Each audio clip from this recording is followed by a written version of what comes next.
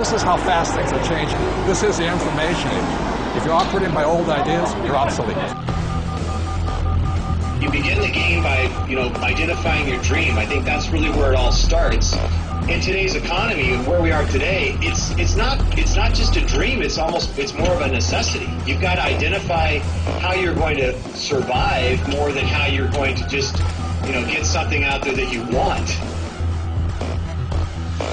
Here I am in New York City, financial capital of the world, surrounded by millions of people, most of whom will spend their entire lives working hard for money, but will have very little to show for it at the end of their lives. How many people are pissed off? I hate being told what to do.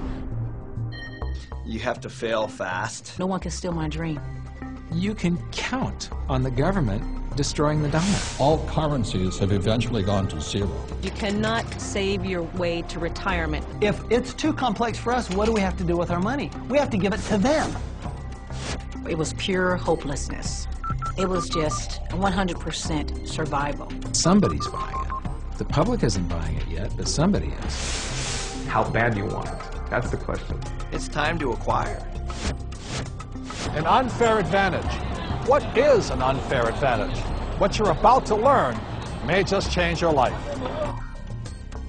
It's showtime, baby. Let's hit it. The greatest opportunity in the history of mankind is here. We're in the greatest economic change in the history of the world.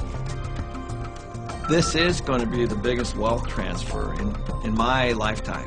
We've got an entire society that has been built up over the years with the idea that financial institutions are a better place to put your money than to take control of your own life.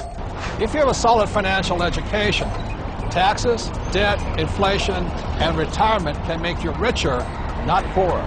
The rich will get richer, and the poor and middle class, gone.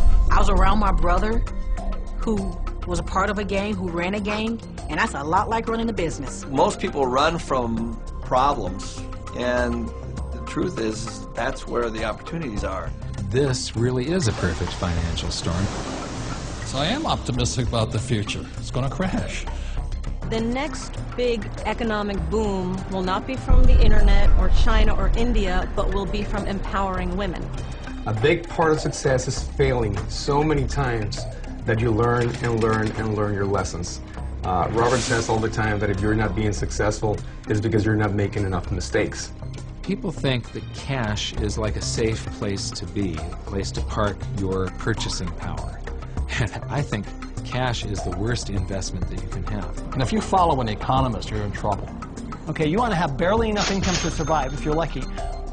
Go do 401ks, go do mutual funds, be my guest. This is the best time to talk about this because people have had a shift of context with this economy.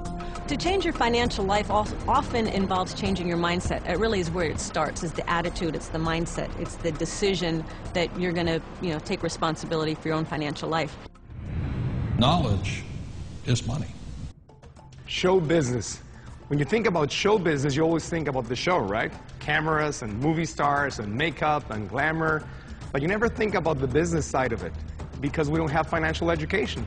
And I didn't learn that until 20 years down the road in my career.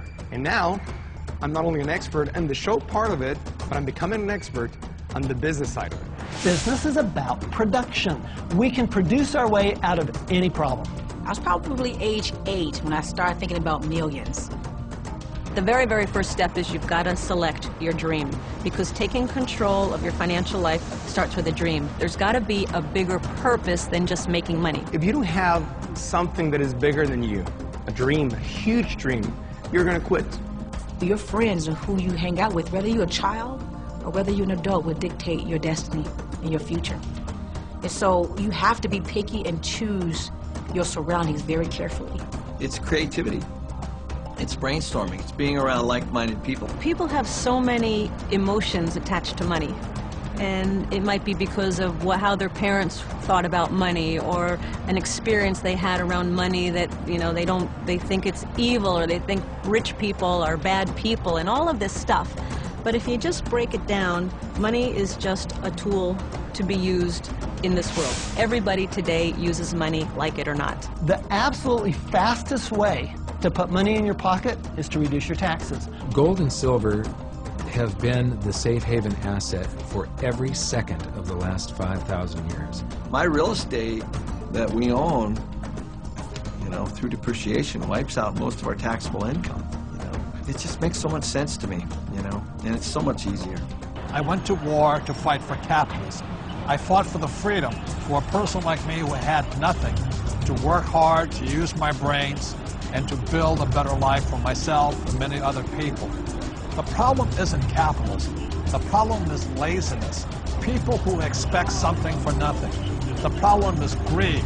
People who take more than they give. And the problem is ignorance, an education system that thinks that money is the root of all evil.